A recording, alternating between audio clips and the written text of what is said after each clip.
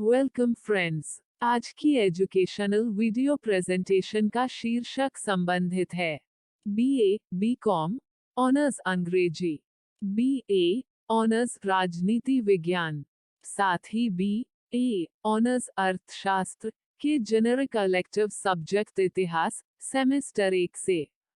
हमारी पुस्तक का नाम है दिल्ली, प्राचीन काल से प्रारंभिक आधुनिक इतिहास के निर्माण तक। और आज का हमारा टॉपिक है पानीपत एक प्राचीन नगर। प्रश्न, पानीपत के प्राचीन नगर का वर्णन कीजिए।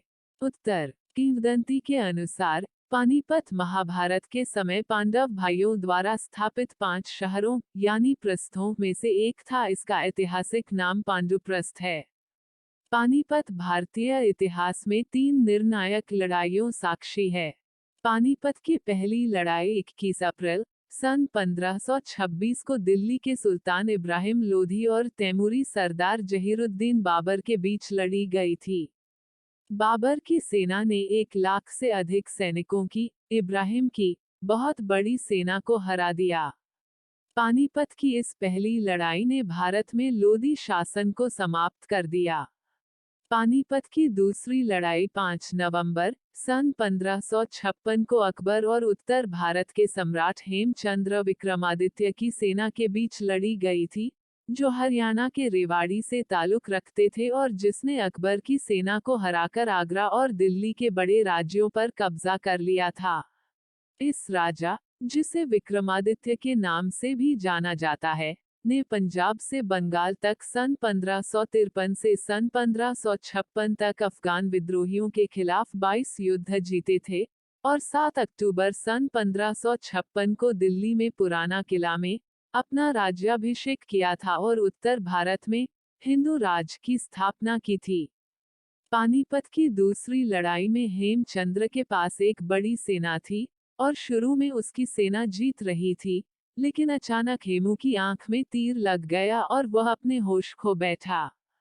हाथी की पीठ पर सवार, उसे न देखकर उसकी सेना भाग खड़ी हुई। बेहोश हेमू को अकबर के शिविर में ले जाया गया, जहां बैरम खान ने उसका सिर काट दिया। उनके सिर को दिल्ली दरवाजा के बाहर लटकाने के लिए काबुल भेजा गया था और उनके धड़ को दिल्ली में पुराना किला के बाहर लटका दिया गया था।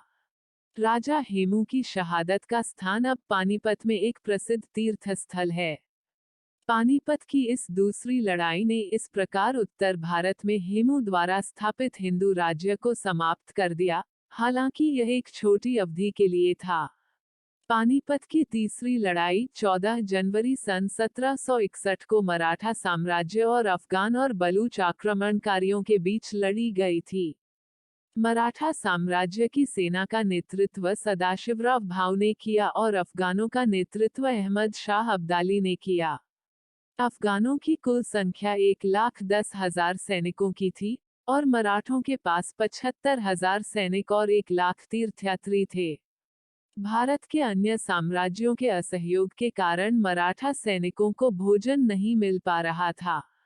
अफगानों को भोजन की आपूर्ति के लिए नजीब उद दौला और शुजा उद दौला द्वारा समर्थित किया गया था और मराठाओं के साथ तीर्थयात्री थे, जो महिला तीर्थयात्रियों सहित लड़ने में असमर्थ थे।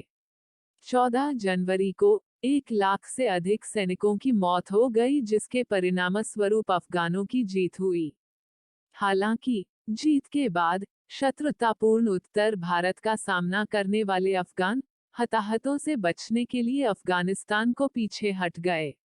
इस लड़ाई ने ईस्ट इंडिया कंपनी के लिए भारत में कंपनी शासन स्थापित करने के लिए एक अग्रदूत के रूप में कार्य किया, क्योंकि अधिकांश उत्तर और उत्तर पश्चिमी भारतीय रियासतें कमजोर हो गई थीं। प्रसिद्ध उर्दू शायर मौलाना हाली का जन्म पानीपत में हुआ था। वर्तमान में पानीपत भारत के हरियाणा राज्य का एक ऐतिहासिक शहर है। यह दिल्ली से 95 किलोमीटर उत्तर और 169 किलोमीटर दूर है। राष्ट्रीय राजमार्ग 1 पर चंडीगढ़ के दक्षिण में यह शहर भारत में बुनकरों का शहर और कपड़ा शहर के रूप में प्रसिद्ध है। इसे कपड़ा पुनर्चक्रण का वैश्विक केंद्र होने के कारण कास्ट ऑफ कैपिटल के रूप में भी जाना जाता है। पानीपत भारत में गंभीर रूप से प्रदूषित औद्योगिक क्षेत्रों की सूची में शामिल है। शहर का व्यापक पर्यावरण प्रदूषण सूचकांक CPI अंकलेश्वर, गुजरात के 88.50 के मुकाबले 71.91 है।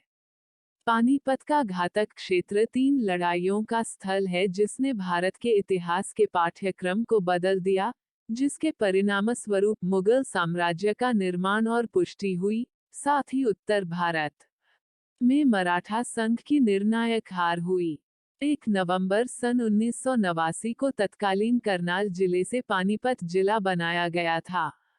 24 जुलाई सन 1991 को इसे फिर से कमल जिले में मिला दिया गया था।